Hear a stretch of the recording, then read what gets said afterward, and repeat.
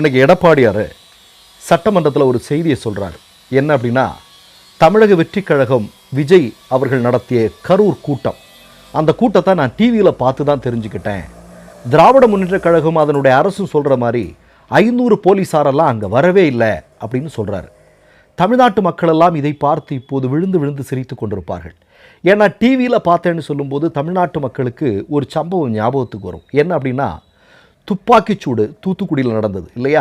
அப்பாவி மக்கள் எத்தனை பேர் கதற கதற சுட்டு கொல்லப்பட்டார்கள் அப்படிங்கிற போது துடிதுடித்து செத்து கொண்டிருந்தார்கள். அந்த நேரத்தில் இது குறித்து எடப்பாடிகிட்ட கேட்டபோது எடப்பாடி என்ன சொன்னார்? எனக்கே இது நடந்தது தெரியல, நானே டிவியில் பார்த்து தான் தெரிஞ்சுக்கிட்டேன் அப்படின்னு சொல்லக்கூடிய ஆள் தான் நீங்கள். இன்னொரு செய்தியை நான் சொல்கிறேன். திராவிட முன்னேற்ற கழகம் தெளிவாக சொல்லியிருக்கிறது, 534 காவல்துறையை சார்ந்தவர்கள் அங்கே நிற்க வைக்கப்பட்டிருந்தார்கள், பாதுகாப்பிற்காக போடப்பட்டிருந்தார்கள் என்று சொல்லப்பட்டிருக்கிறது. அதுக்கு எவிடன்ஸ் இருக்குது, ஆதாரம் இருக்குது. இல்லை உங்களால் மறுக்க முடியுமா? இல்லைங்கிறதுக்கான ஆதாரம் வேறு ஏதாவது உங்களால் காட்ட முடியுமா? சரி, இதை விட்டுருங்க. அடுத்ததாக என்ன சொல்கிறாரு?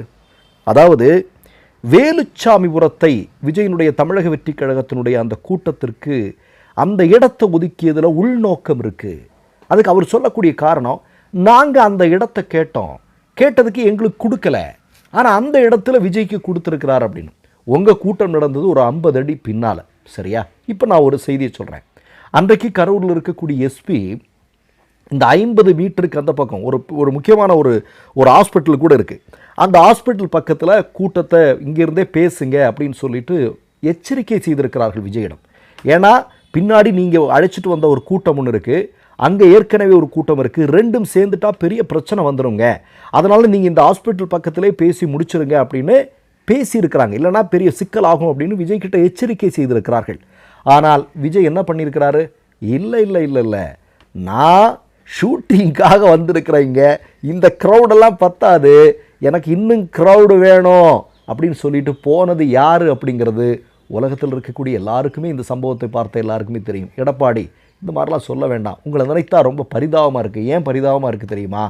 நீங்கள் சமீபத்தில் நமக்கு எல்லாருக்கும் நன்றாக தெரியும் இல்லையா, தமிழ்நாட்டில் திராவிட முன்னேற்ற கழகத்திற்கு பிறகு இன்றைக்கும் ஒரு மிகப்பெரிய கட்சி என்றால் அது அதிமுக தான்.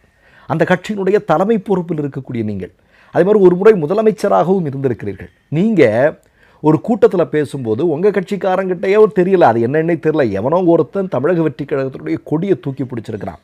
உடனடியாக நீங்கள் சொல்கிறீர்கள், இதோ பாருங்கள் கூட்டணிக்கு பிள்ளையார் சுழி போட்டு விட்டாகிவிட்டது, இப்போ பெரிய கூட்டணி அமைய போகுது அப்படின்னு. நான் சொல்கிறேன், தமிழ்நாட்டில் இருக்க ஒரு மிகப்பெரிய கட்சியை சார்ந்த நீங்கள் இந்த மாதிரியான ஒரு விஷயத்தை பேசும்போது உங்கள் மேலே